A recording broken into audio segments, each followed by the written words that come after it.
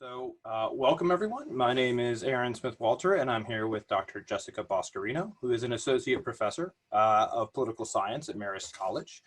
She's received her PhD in American politics and public administration and policy from the Maxwell School at Syracuse University, and she's received her BA from Middlebury College. Her work focuses on the role of issue framing and rhetoric in the policy process, with particular attention to environmental and energy politics. Currently, she's working on a project examining environmental advocacy and group communication strategies on social media and the use of visual elements such as photographs to tell persuasive policy stories. She's also the co-chair of the Campus Sustainability Advisory Committee at Marist, and when not thinking about politics, she enjoys hiking, skiing, and exploring the Hudson Valley and Adirondack Mountains of New York State. So Dr. Boscarino, thank you so much for being here with us. I appreciate it very much. Thank you for having me. Absolutely. I'd kind of like to talk a little bit about the sort of the cutting edge work that you've done on incorporating visual images in narrative policy framework analysis. But I was wondering first if you could kind of give the audience a sort of short introduction to the substantive area that you explored with the Dakota Access Pipeline controversy, and what about it sort of drew your interest to make this your subject to study? Sure. Well, all right. Just like its name, implies, it is a pipeline. It's currently operational, but I'm really studying the time period from its proposal in 2014 up to when it became operational in 2017. And it's a pipeline that carries crude oil from North Dakota to the refineries in Illinois. And it's almost 2,000 miles long, but the controversy is really about a pretty short stretch of land that the pipeline crosses, or actually water that it goes underneath. And that's because that water is a source of drinking water for the Standing Rock Sioux tribe, as well as it doesn't cross their land, but it sort of abuts the reservation land of the Standing Rock Sioux. So the concerns there are about drinking water quality, the cultural importance of ancestral lands, the general just sort of disenfranchisement of Indigenous peoples in the decision-making process. And I think that, part of the debate over it is that the original route for the pipeline would have routed it through Bismarck, North Dakota, an overwhelmingly white population that lives there, right? And then they changed the route, and now it crosses close to this indigenous land. So I think what drew me to this controversy is that it's just one of many, many pipelines, all of whom, or I shouldn't say all of whom, but many of whom have drawn opposition, but you don't hear about them. Mm-hmm. Many of us have heard of the Keystone XL pipeline, which Right. has a similar kind of trajectory in terms of a long drawn out legal process, back and forth, decision making. But even that one, I don't think really reached the general public in terms of consciousness, unless you're interested in environmental issues or maybe were kind of geographically proximate. Mm. But the Dakota Access Pipeline, kind of in contrast, really gained this huge presence on social media. And all of a sudden, celebrities were showing up and getting arrested. And you had people, digitally checking in on Facebook saying that they were part of the protest. And, I was just fascinated by the difference in how this debate unfolded in comparison to other pipelines. Because actually, one of the chief, what's the word I want to say? Like defenses of the pipelines are, well, we've got, millions of miles of pipelines already operating, right? So why do you care about this one? Mm-hmm. And I think what struck me as what might explain that difference in attention was just the extent to which social media had developed in sort of the interim between those controversies, and the ability of that social media to disseminate images around the controversy. So it seemed to me a really fascinating case to look at how these things played out differently and what role those images might have played in that trajectory of that controversy.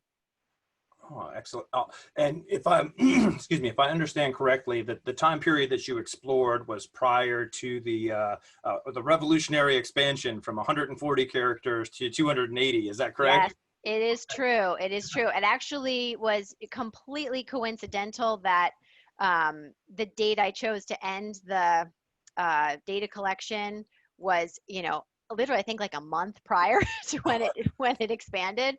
So that was maybe fortuitous because that would have changed, that would have complicated the data collection a lot.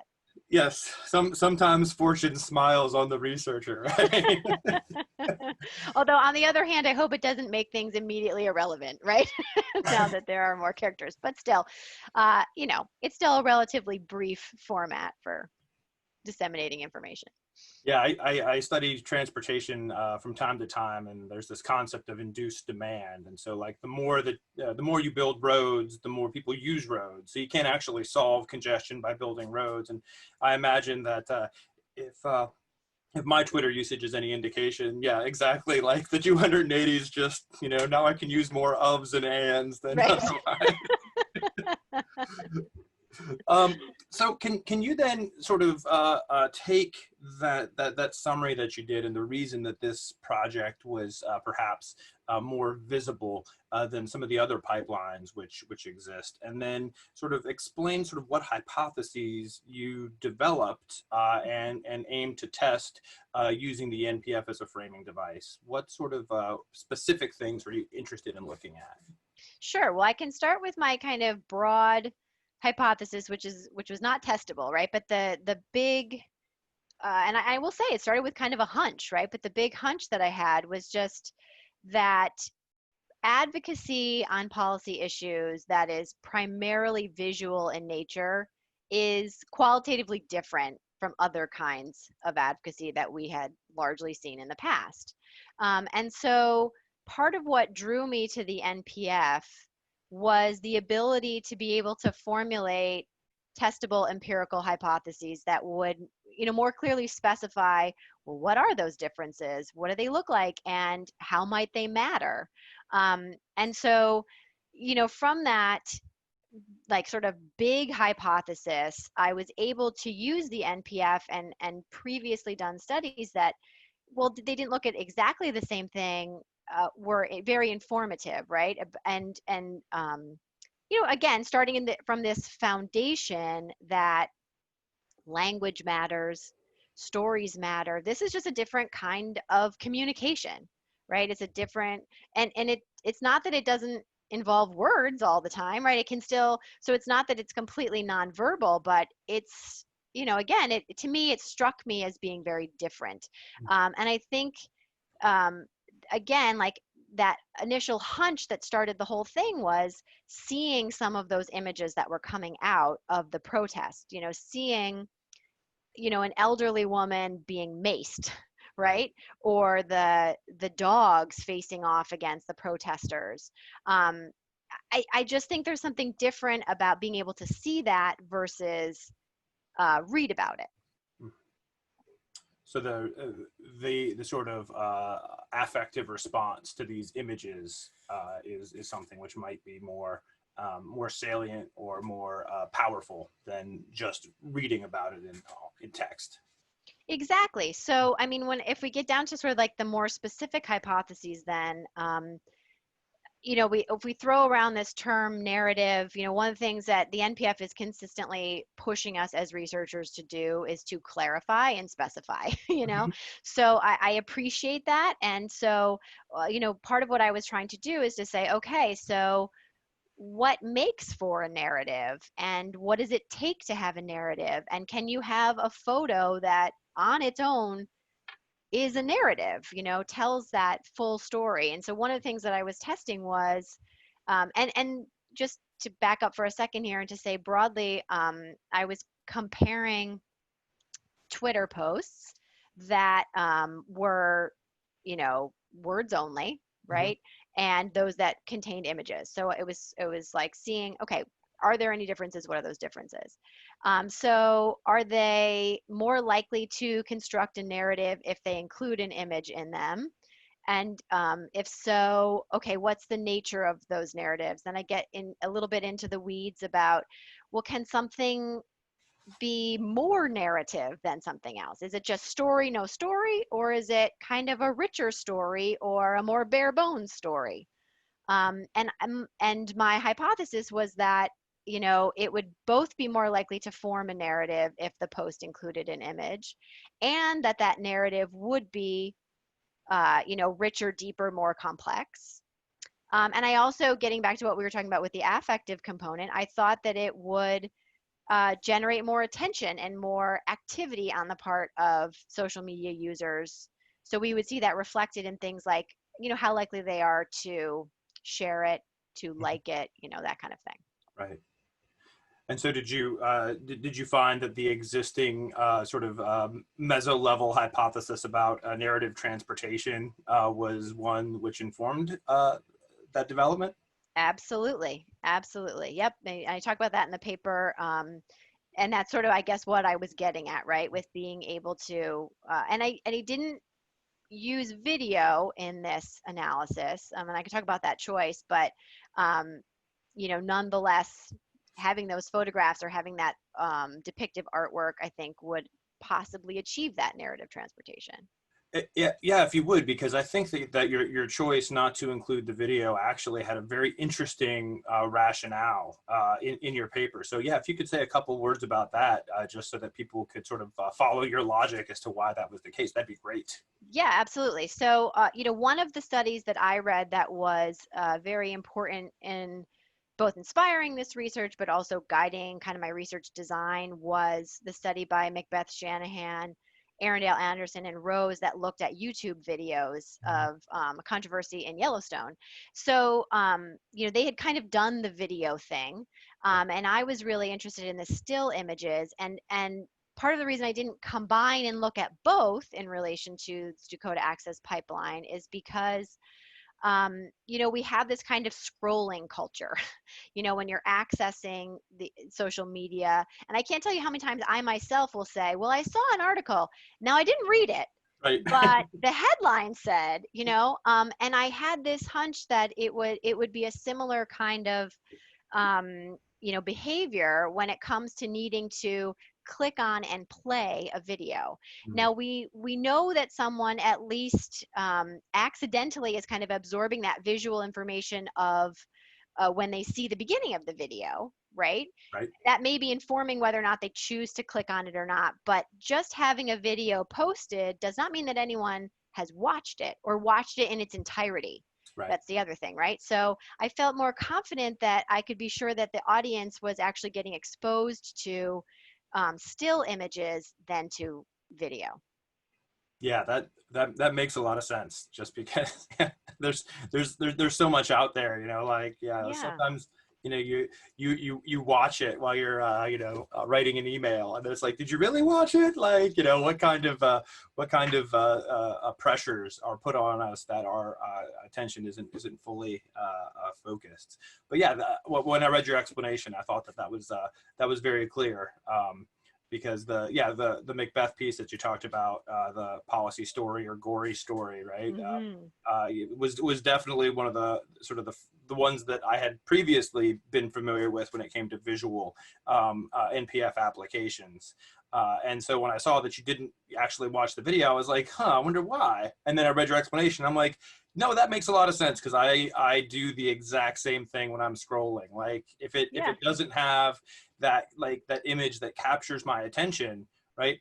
Well, who knows what I'm gonna find when I scroll down, right? Could be Yeah. that you know something really awesome is happening and they're announcing a new Marvel MCU movie, right? Like I gotta watch all the takes on that. So Well, you that know, the other thing I would add too is just that, you know, part of the reason that I chose Twitter to analyze as the social media platform is because, you know, it's so limited in the number of characters that you can use that it seems to me that the advantages of being able to include an image may be greater and a platform like that, right? Where you can communicate more information.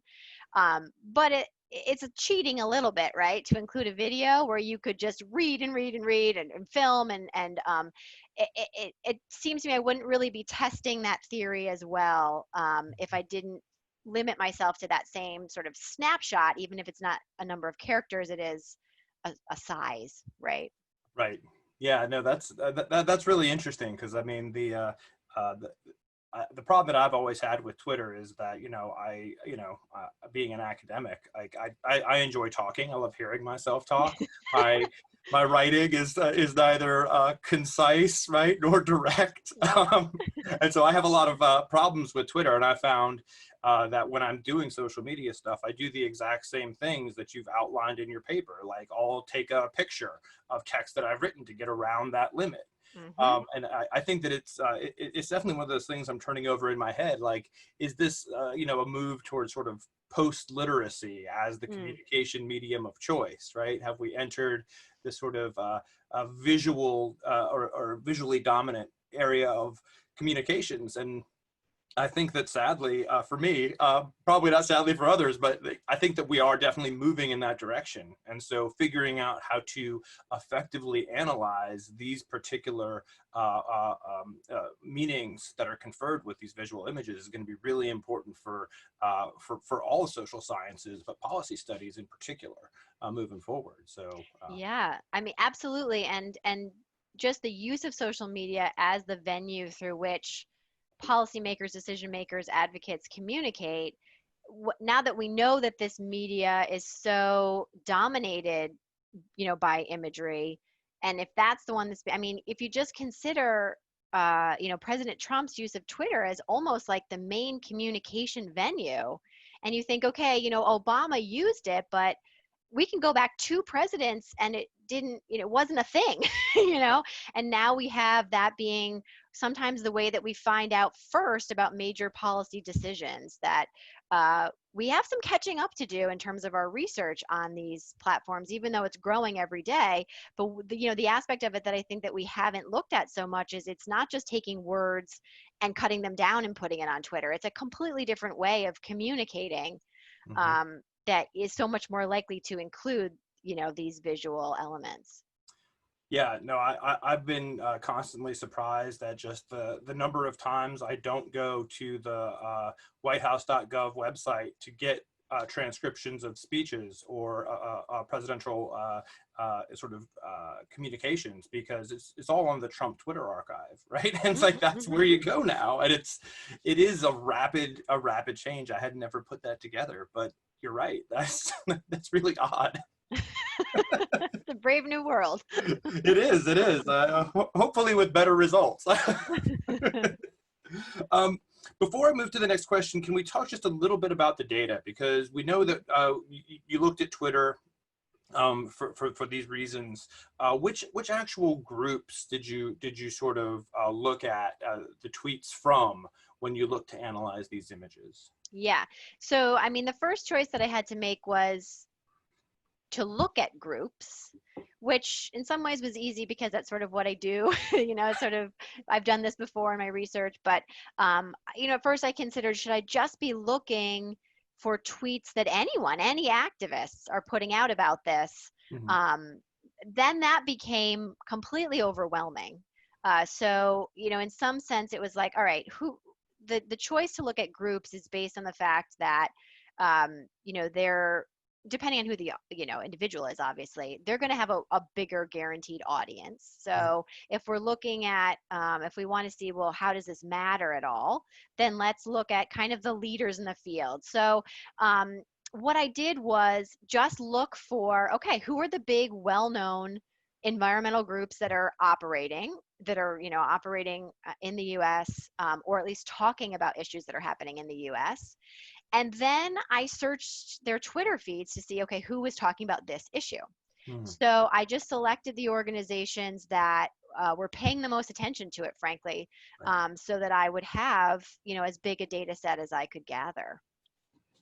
Awesome. And so I think from what you detailed in the paper, we're talking about groups like Greenpeace International, Greenpeace USA, Hmm. National Resources Defense Council, Earth Justice, 350.org. Exactly. Okay, Yep. great. And there was one other question that I had about that really quickly because I thought it was really cool. There was some tool that you mentioned or some procedure where you were able to randomly select parts of these. Can you talk a Yeah. little bit about what that is and how it worked? Yeah, it's not so much cool as it is the poor man's solution to doing research. I'll just preface all of this. If we're going to start getting into like research design stuff, I think, it's fair to say that I work for a small liberal arts college. Our research budgets are very limited. I don't have grad students, right? I do occasionally have undergraduate students that assist me, but a lot of my choices are frankly driven by what's feasible, with the conditions that I'm working in. So without being able to afford a subscription to something that would, and I'm probably not even using the correct terminology here, but like, scrape Twitter and be able to collect all of the tweets. Hmm. Twitter offers a free function where you could search based on group, but you can also search based on hashtag. Okay. And then it doesn't give you all of them, right? So it gives you a random sample, which it would be great to have all of them, but if I can't have all of them, then a random sample is the next best because then there's no at least, bias built into the selection of the tweets. So we selected our time frame, and then I just used the most minimal hashtags I could find, which was, DAPL, which is sometimes how it's shortened, or, Dakota Access, Mhm. and for each of those organizations, and that's how I got my tweets.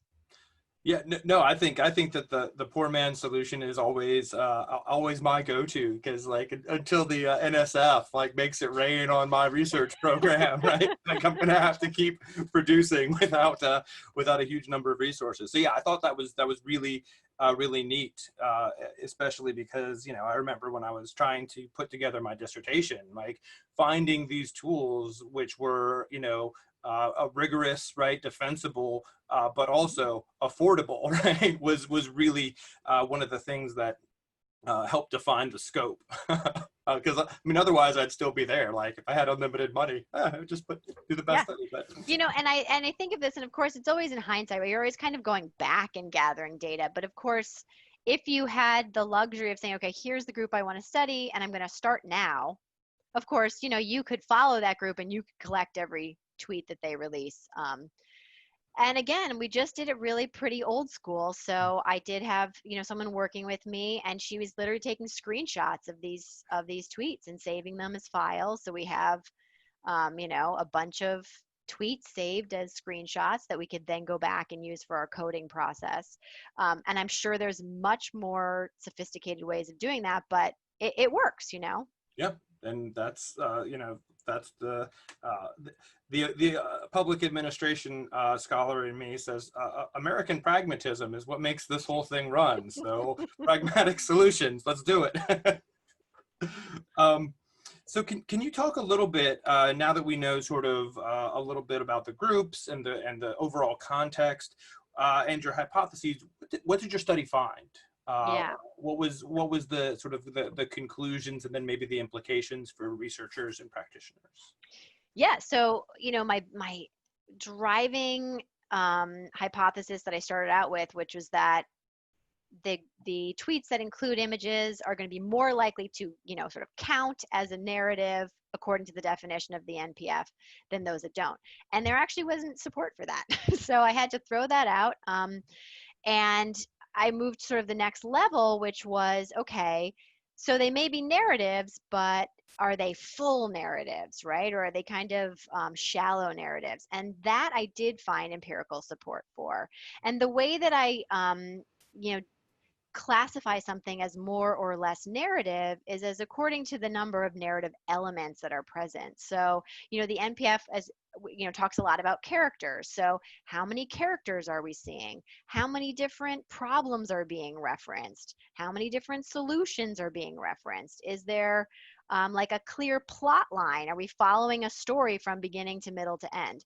And so the more of those things that were present, And some of them are either there or not there. You're either, but then some of them they can be present and include more of them, right? So you can have more than one character, you can have more than one solution, more than one problem. So it became kind of like a spectrum of narrativity. Hmm. And so there we see that even though they're equally likely to be narrative, whether or not they include any visuals, they're likely to be more narrative if they include visuals. Visuals. If, Oh, if I interesting. said that clearly. No, no, Yeah. that makes sense, and it's really kind of interesting to me because there's this idea, sort of the image as symbol. Like what does it evoke, and the fact that it seems to at least correlate with the sort of greater narrativity is really interesting. Um, uh, Yes. And part of it is okay, so let me just mention the last findings and then I'll kind of bring it all together. sure, yeah. So because the second component then is the, who cares, right? So I was looking at this sharing behavior and found that these tweets were much more likely to be both retweeted and liked if they included images, right? So and we don't know what that really means. I mean, what inspire someone to retweet something? It's not that it's necessarily support for the like, we don't know, right? Right. But we do know that that means they're paying attention to it and that it's getting broadcast again. Hmm. So that to me was telling. And so I think that the whole is it more or less narrative is getting both at what does it mean to be a narrative, what does it mean to construct a policy story, and then what are the implications of that? So it could be more narrative in the sense that, okay, let me back up for a second and say that more clearly, which is that you can include an image Hmm. and it can complement what you've written, right? So it can add additional themes, like Right. maybe different problems that aren't referenced in the text that's around it. And so that can make something more narrative in the sense that you just have a bigger story there. Yeah. Or it can, just sort of reinforce the same story. So it doesn't necessarily look like a bigger story, but it might have a greater impact because of that emotional component to it. So it can matter in both of those ways. It can become a more fully fleshed out narrative, and it can also have a greater potential impact on the audience. Interesting. Yeah, I am smelling a follow-up micro level study to see how people actually internalize these things. You might be referencing the data set that I have sitting on my laptop right now. Oh, Yes, fantastic. yes. So we'll see. I haven't analyzed the data yet, so I don't even have a preview to give you, but it's in the works. That's okay. Well, everyone watching, stay tuned for that piece because That's right. that's good. I like this the cliffhanger, right? Yeah. We'll move it to the end in editing. But yeah, we need to structure our narrative appropriately here. So can you talk a little bit, about how you approached the coding of these images, because this is something that I think, at least for me, presents a large number of questions. Like, Mhm. okay, what are we looking for in these images? Did you develop a new code book? Like, how did you tackle that?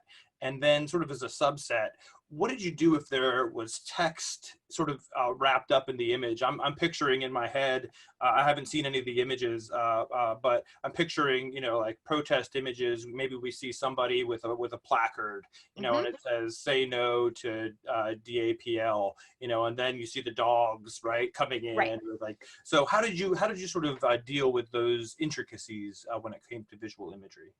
Yes, I'm actually going to start with the second part first. Sure. Just to say that we decided, every time I say we, I'm referring to my research assistant here, uh, in which we had to work very closely, actually, since this is the first time I was doing this, and I really had to have a lot of trust in her. And actually, it wasn't just about training her. In certain cases, it was making these decisions together and kind of using her as a sounding board and saying, okay, this is how I'm thinking about it. How are you thinking about it? And the first and sort of biggest decision was to say, people are, again, experiencing these tweets holistically, right? They are reading that sign, but they're also seeing the dog. Hmm. What's happening in the background? What is the text that appears at the top of the tweet, which kind of may frame how you interpret the visuals, or vice versa. So what we decided was, as we were looking for all these different narrative elements, it doesn't matter where it appeared, right? So if it was, and I actually have some examples to show, so maybe we can do that too, and I can then point specific things out. Absolutely, yeah. You let me know like how and when you want me to do that. But you know, uh, anywhere basically was okay. If it's there, if you can see it, then and we can interpret it, then include it. Hmm. Um, but the bigger question is, I just use that word interpret, right? So there are some subjective decisions that are being made here. I mean, the best answer I can give to that is that it took us a long time to develop that code book and many different iterations. And that was both because we were deciding what to include. And if you look at the actual data set, there's a lot more stuff in there than appears in the paper, Right. because you don't always know what's going to be interesting. So you just sort of collect everything, and figure out what to do with it later. Right. So we were, adding stuff as we went. Like, oh, I've noticed this a lot. Maybe we, I'll just give you one example that we didn't actually end up analyzing, but we did include was the hashtags that appeared. So I searched for those two hashtags of DAPL, or Dakota Access Pipeline, but of course people can include other hashtags. So I thought, who knows, maybe there's a trend here that would be interesting. So we have data on that for every single tweet. And then I didn't end up, using it. And also just painstakingly, independently coding the same tweets, and Mhm. then coming back together, seeing how close we were or how far apart, and then pulling it up and figuring out, why did you code it this way and I coded it this way? And usually it was just, oh, I didn't understand that, right? And so you clarify that, and then the next time you encounter something similar, you're going to code it the same way. Yeah. And so we just did that like a bunch of times. And then eventually, when we felt like we were, pretty good, we took a subset of like 60 of the tweets, I think it was, Mhm. and coded them independently, and then ran some, intercoder reliability statistics on it. And we were like, okay, this is acceptable. We've reached a pretty high level of agreement here. Mhm. And I saw you used Cohen's Kappa for that. I did. Yep. Okay. hmm Awesome. And this was the first thing when I was a master's student and I got on a research project that had nothing to do with the NPF or even environment. It was like a political psychology study, but the first thing I had to do was be on a team of researchers where we were coding cases. Hmm. So, it goes back to my roots. Awesome. Yeah, I've done a couple of these, and it's always the dreaded reconciliation meetings that you have. Yes, You're like, yes. time to suit up and go in and try to figure out how we can understand each other and come up with that sort of unified understanding. So hmm that makes sense, and I really appreciate also the way that you approached the sort of the interpretation and the analysis, because um, one of the things that I find interesting about the NPF, and one of the it's a double-bladed sword, right? I like it, and then I'm also a little bit not sure that it's the way we should go about it. Is that the analysis of public documents that we undertake as scholars is completely bizarre, or would be completely bizarre to an average decision maker or an average citizen. Like, no one sits around and like, what did you do today? I read all of the NRA articles about gun control for the past month. They're like, what's wrong with you? Like, why didn't you go outside? And so to sort of see that you took it as the audience would take it, hmm and treat it in that fashion, I think is very refreshing, because I like that, because a lot of times it's like, how would the audience understand this? Well, we'll worry about that after we're done analyzing it. Can you talk a little bit then? Obviously, like coming up and just the multiple iterations, right? Mhm. Obviously, those were time consuming and as well. But were there other aspects that you would sort of be able to point to as more challenging than perhaps what you would encounter with just a regular textual sort of based coding um, when it came to the images?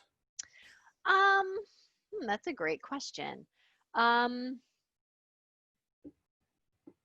the accessibility that we kind of already talked about, right? That this is, some of the beauty of public documents are just your ability to get an entire data set, a complete data set. So, there's definitely that.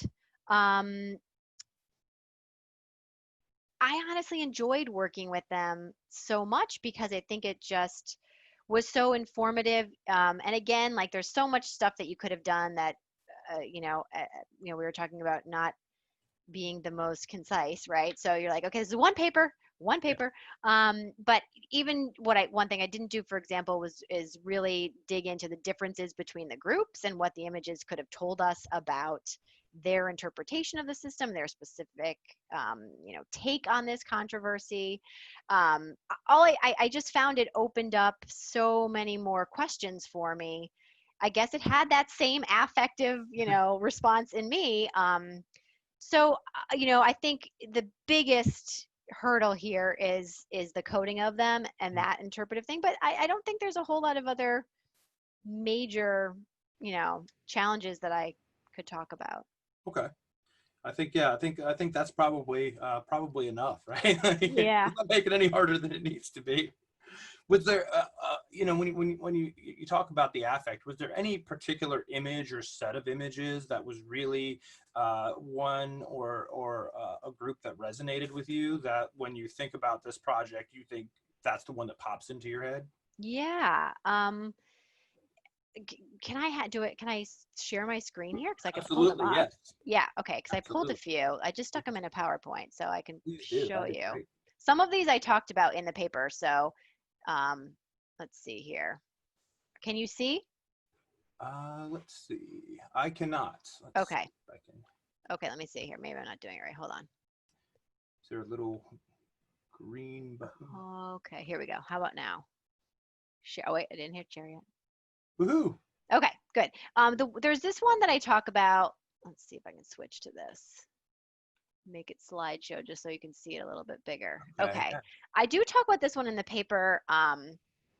And this isn't even a photo, right? And a lot of what I talk about in the paper is actually photos, but this is obviously artwork. And one of the reasons that this one had such an effect on me is because it's a great example of just how many more things you can jam into a Twitter post, with a single image. So, I mean, if you read the text at the top, it says, in this time of uncertainty, Obama still has the power to give our children hope. Okay, Right. so there we have them invoking Obama as like a potential hero here, the Mm-hmm. children as the potential victims. But it's pretty vague about why do our children need hope, right? What's the problem? Mm-hmm. But yet, if you look at this image here, it's very striking, right? Because you have the kind of on either side of the river, you have the Sacred Stone Camp, which is the name of the protest site, right, where people were camping out, Mm-hmm. with the Standing Rock Sioux members there, kind of in shadow. And then on the other side, you have what's kind of the official governmental response, and you can see here pollution, you can see corruption, you got sort of like law enforcement, so there's a lot going on. And then right in the middle is those, and actually I thought of this when you said, what if you're seeing messages within an image, right? So Right. these are kind of like, speak up, the future is ours. So that one, definitely stuck with me. And then let's see, this one as well, Right. right? Because you've got what appear to be peaceful protesters that are just kind of like, holding this sign, no weapons visible, even the hands up, right? And then they're getting pepper sprayed. So I think some of those, I didn't save these, but there are some that focus less on the actual confrontation and more on celebrating the culture of the Standing Rock Sioux. So sometimes it's people on horseback, with all these kind of um, like traditional tribal elements, right? Right. Those are the ones that kind of stick out to me. I'll just show one last one because I also referenced this one in the paper. Oh, wow. And this is an example, right, where it's like, okay, we're focused on the Dakota Access Pipeline, but this is a map of the pipeline system more broadly in the US. So Hmm. here we're taking an issue that is, okay, how is this affecting this one tribe? How is it affecting this one potential water source? And saying, but it's not just about Dakota Access, right? It's about this bigger issue of if it can happen here, look where else it can happen, right? Pretty much anywhere Yeah. in the U.S. if you look at this web of pipelines. I don't know. Yeah. So those are just a few examples. No, those are really striking, especially I think the image of the protesters being hit with pepper spray. That just really, Yep. it's like okay, so this was going on 2016, and we certainly are familiar with the images that were in the news now with Black Yep. Lives Matter protests. So this is really sort of almost a bridge, right? The images of resistance between these two communities is really, really striking. Right. And one of the, when I coded for the presence of problems, there were, okay, water pollution is a problem, or this contributes to climate change, or this is, infringing on tribal sovereignty. But one of the problems was just the reaction to the protests themselves. Hmm. So how law enforcement handled it, and this would, be an image that would support something like that. Of course, uh, you know, we have the words up top that are bringing in that tribal sovereignty as well, but I also think that this image suggests that this was a disproportionate response. Yeah, absolutely, absolutely. No, that is really striking. I can see why those sort of remain with you. Just um, it's very evocative. People are Hmm. just, basically standing waist deep in water, and you have agents of the state spraying chemicals directly into their face, into the water supply. It really, Right. it really says it all. Yep. Oh, wow. Um, So, I mean, and in your paper, you also kind of mention some of the innovations that the protests have uh, created. So the check-ins that everyone was doing across the nation, as a way to both sort of indicate support and then also to reduce the efficacy of the surveillance state, right, and being able to Right. identify people. Um, and that was interesting because I had never thought of that before, right? I had always sort of put the check-ins in the realm of the sort of slacktivism, right? Hmm. Like, Hmm. yeah, I can click like, or I can click this or that, and then I can go about my business of finishing my lunch or doing whatever. And Right. so, could you talk a little bit more about that? Because it really did kind of change sort of my perspective on the practicality of those types of actions on the part of sort of the audience, now collaborator, or now Right. co-conspirator, if we want, right? Yeah, I mean, there's so many valid critiques of slacktivism, but I think that one of the things that we need to give some credit for with some of these actions, even just liking a post, is that it can really amplify the voices of the truly committed.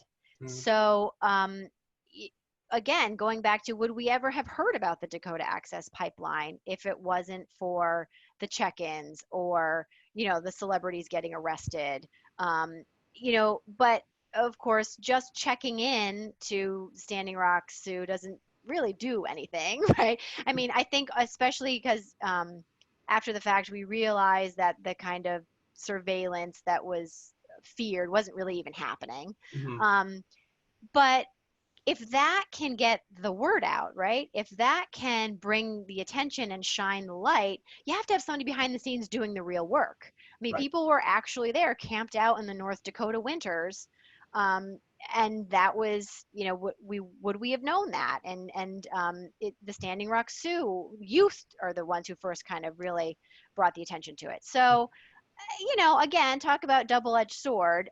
If people think they've done enough just by engaging in some slacktivism, then that's frustrating. Right. But I don't think it's completely inconsequential. And um, I don't want to at all want to refer to the Me Too movement as slacktivism, but I also think that we just in general shouldn't underestimate the role of social media in starting movements. Because people sharing their stories and using the hashtag Me Too is not slacktivism, but it's not traditional political activism either, right? And yet look what it's started in terms of that movement and actually holding real people accountable. So I guess it has a role to play, is what I'm going to say.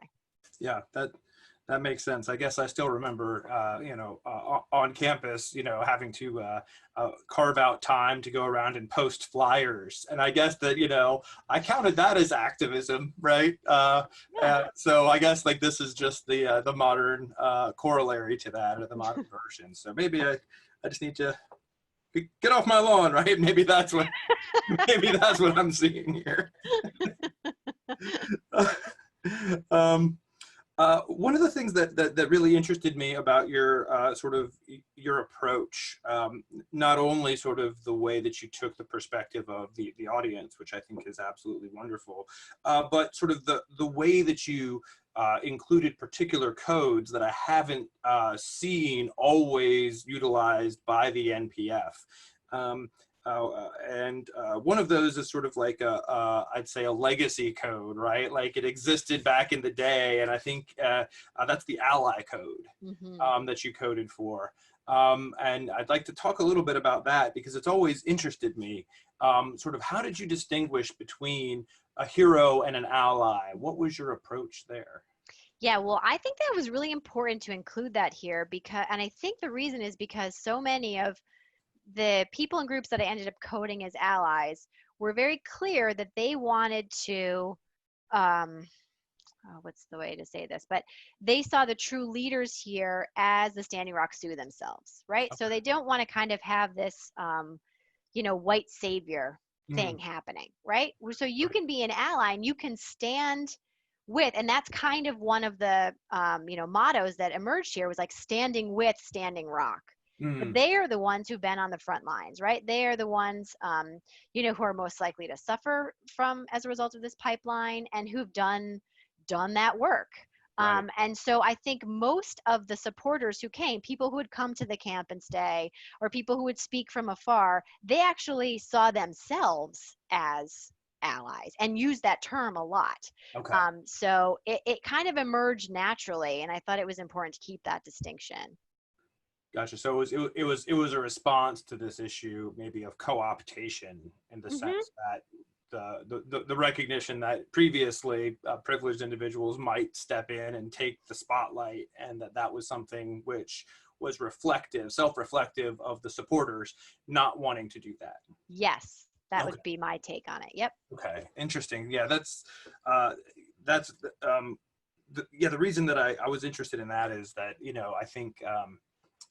Very contextual with the study, right? Because I had previously tried to use this ally code, but the context in which I was utilizing it or tried to utilize it was sort of these documents which were internal to the groups themselves, right? They were Mm, newsletters, they were magazines that the groups had put out, and so the heroes and the allies, it was all sort of like we, right, did this, and so when I saw it here, I was like, well, that's interesting. I wonder what it is. But it sounds like, it was really sort of an organic kind of decision. So, yeah. So if they're using language like we're supporting them, or we're standing with them, then to me that seemed like more of an ally position hmm, than a hero position. I will say though, maybe it's not as black and white as I'm making it sound because it's the Standing Rock Sioux, right? And those protesters, but then also some of the key decision makers who had the power to,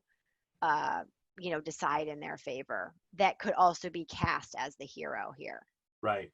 Yeah, that's always, I think, one of the every NPF project I've been on, right? Because they have involved both the sort of popular movement, right, or the interest groups, and then the policy makers, right? There's always that kind of line, like, okay, so are the policy makers heroes when you appeal to them, right, or when you laud like their decision in a an authoritative venue, or are they something different? Right.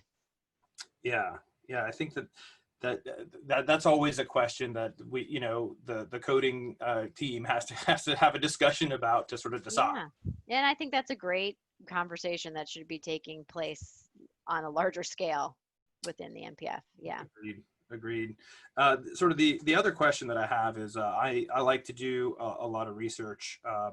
I call it research. It's really just my way of relaxing while still trying to produce publications that count toward tenure. I like looking at comic books. I like looking at popular fiction and trying to look at some of these images. And so when you were talking about allies, my immediate reaction was, well, I like villains sometimes, right? Like these are dynamic characters. Do we need a henchman code, right? Like, is there some sort of like minor villain, right? Yes. Who might be out there who is less nefarious? Yes. Yes. It made me, and what this makes me think of is, okay, so the possible villains that were included that emerged from our study, one of them were the banks that were financing this pipeline project, right? So I coded them as villains. Sometimes the protests were directly addressing them, but do they belong in that henchman category? I don't know. These are high level discussions, right? Right, Above my yes. pay grade. We have to convene the council. Whoever makes the villainy possible, right? Whoever sort of paves the way for the villainy. Yes, they're the villainous enablers. The other code that I hadn't, the ally one was interesting because I had seen this. Macbeth used this in the policy story, Gory Story. Like there's some of the older NPF literature had definitely utilized that code previously, especially in the formulation of the way they sort of computed the federalism score, right? Like, so who do they cite as allies, and then if they're local versus if they're national, that's how we're going to sort of create this federalism score, which I thought was really a very interesting and elegant solution to looking at federalism and those like alliances. But I hadn't seen the micro level versus macro level solution formulation that you used. Could you talk a little bit about that, what it means and how you sort of arrived at it? Yeah. Well, again, organically, just by noticing, I started off just by saying, okay, well, are they even proposing a solution here, right? Or are we just sort of pointing out the problems? But in doing so, I saw this pretty stark divide, right, in the nature of the solution. And, that is, I'll be honest, like an underdeveloped aspect of the paper that I didn't use probably as much as I could have. But I included it just to sort of get it out there. Because I noticed it, and I thought, okay, it's very interesting to me, the distinction between really being hyper focused on stopping this one pipeline, right? And saying, do whatever we take to revoke that permit, get them to reconsider the environmental impact statement, pull the funding. All of those would be examples of micro level solutions, right? Right. Versus suggesting that we have a structural issue going on here. Either from the perspective of like, how are we permitting these pipelines more generally, or why are we still relying on fossil fuels? Like, why do we even need pipelines, right? And so that was really just to kind of record and capture that, but it needs more digging into what it means. No, I think that that's very familiar with some of the projects I've worked on. Like, you're sort of like, well, what do they want? And then you're sort of trying to figure out, how do we capture the sort of vast array of possible requests, right, in something which is, you know, relatively parsimonious, right? Because Right. otherwise you have these gigantic lists, right?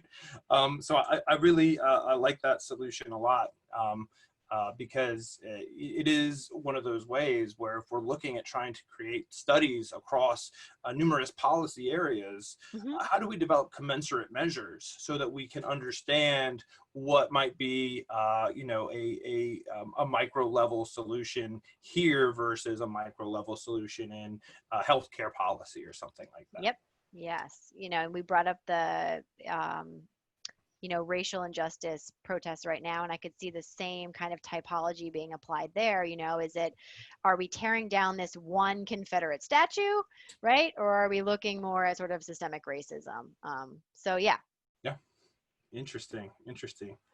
And then I guess sort of the last question that I had for you was sort of your estimation about the strengths of the NPF vis-a-vis some of the other policy process frameworks out there, and sort of to take that that estimation or that analysis and sort of give it to us in a way that it might be useful for people who were trying to decide whether the NPF was a useful framework for their particular research project. Yeah, absolutely. So you know, I came to the NPF after spending a lot of time thinking about language and rhetoric and framing and agenda setting. Mm-hmm. And what really appeals to me about the NPF and what I think the major strengths of the framework are that it can take all of those things seriously, all of those things that are rooted really in a social construction perspective, but it can at the same time ask us to be rigorous about our research and Mm-hmm. allow us to develop those testable hypotheses, to be able to make some claims. You know, we've talked a lot about like, how do we apply this across policy venues, right? Well, you can do that when you follow those tenets of the NPF. So I think that is what I found most helpful in using it on my own research, is that it quite literally is a framework. It gives me a way to approach asking a variety of different questions that I've been interested in a really kind of systematic, rigorous way that builds upon one of the things that I love about it is it really has created this community. So it is this cohesive body of research that you can go to and draw from, you know, in constructing your own questions and research design. I don't know if that's pretty broad, but that's No, come from. I think that that's exactly what I was looking for is sort of, you know, what makes this sort of a framework that's, you know, worth looking at more closely, and I think that you captured it perfectly. So thank you. And thank you so much for your time. The article is hot off the presses. 2020 from Information, Communication, and Society is the journal where it is published. And it's Constructing Visual Policy Narratives in New Media, the Case of the Dakota Access Pipeline by Dr. Jessica Boscarino. So thank you so much for being with us today. I really appreciate it. Thank you. That was fun. Oh.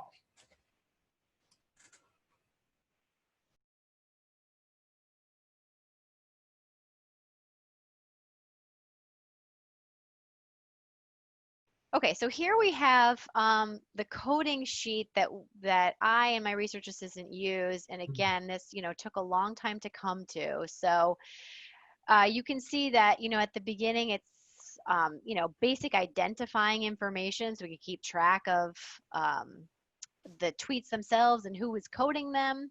Right. And then we get into kind of the substantive information that we are collecting. Mm. So I mentioned hashtags earlier. I'm sure there are better ways to do this.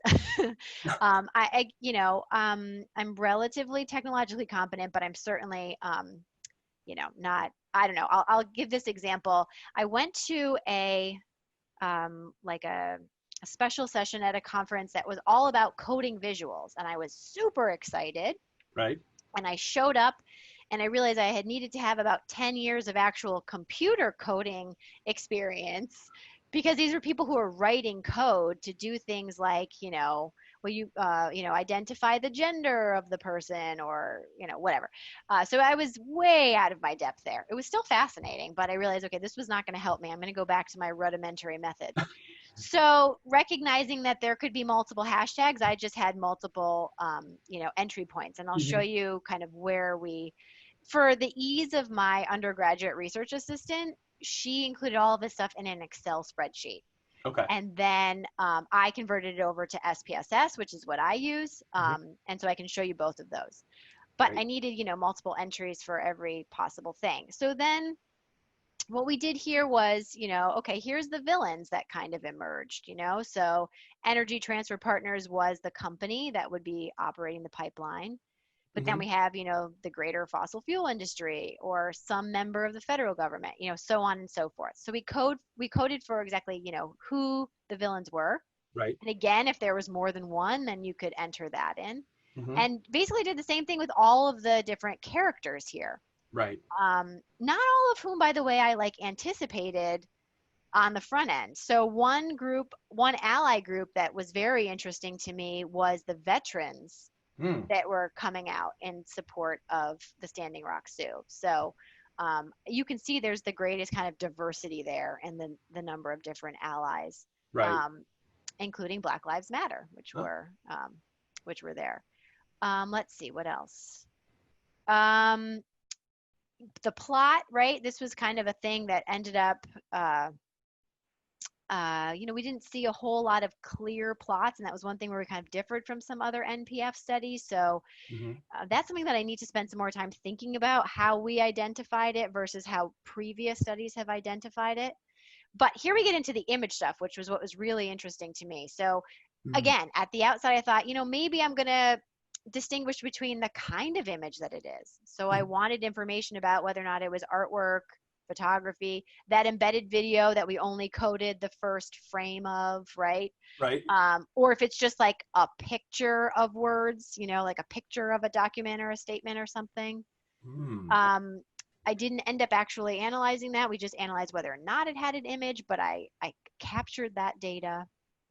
Um, I also captured data on if it didn't have an image, what was the content of the words. Mhm. Again, you get way more than you need, and you kind of go on, go Right. off of go off of that, right? Um, did it include a link to something? That's something I didn't talk about, but that was a common thing, and a way to kind of extend the conversation, right? Was to link to a website or an article or something. Mhm. The nature of the problems. So, are we talking about environmental problems? Are we talking about the oppression of Native communities? Are we talking about corruption? Right. Something else, or just generally, this is bad, Right. Yeah. And then that solution, micro, macro, or both. And then lastly, I also captured whether or not they were calling for a specific action. So Mm. was it saying, write to your congressperson, donate money here, show up and protest, Mhm. Um, you could probably have many papers out of this. But that was how we coded things. And then I will show you as well um, our intercoder reliability. Again, very rudimentary, right? Mhm. But we had um, our sample here of different tweets. And then these are our initials, right? So here's how I coded. Here's one where we differed, right? The first villain, I said, okay, they're, 0, and she said 6, or so on and so forth. And so in our first couple of go rounds, if we did have a difference there, then we would stop and talk about it, right? But we coded the heroes the same way for this one. I'm still Um, seeing the Word document Shoot. Okay. on my screen. Sorry about that. No, that's okay. I thought new share, I have to hit new share probably.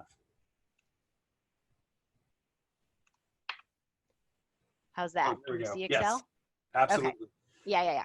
Okay, so you can see there's basically a column for each one of those entries that was on that coding sheet, Hmm. or at least the ones that we needed to, you know, compare with each other.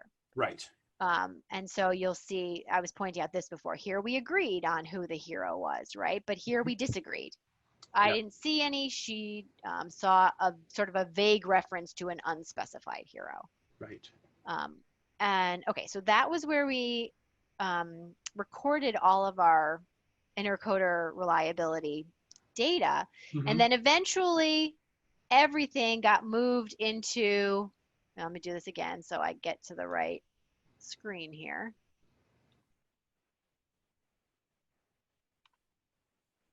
Okay, you're seeing SPSS now? I am, yes. Okay, good.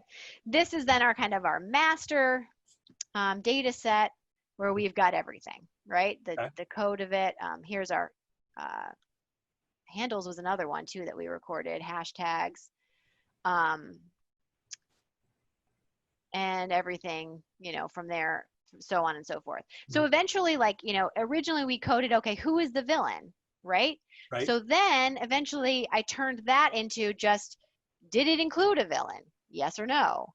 And how many villains? Let's count them. So Right. from that initial data, we kind of, manipulated a little bit to get some more information.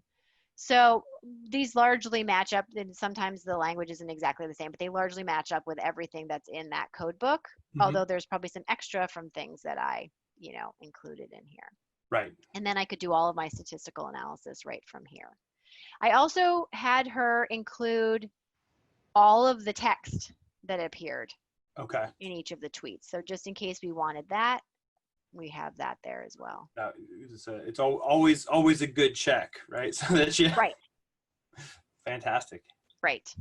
Yeah. Yeah. Well, that's yeah. I am extraordinarily relieved because my approach is very similar. The code book is a Word document. The coding is done with Excel, and SPSS is my go-to. Oh, wow. Okay. So I'm like, yes, I've been doing it right this whole time.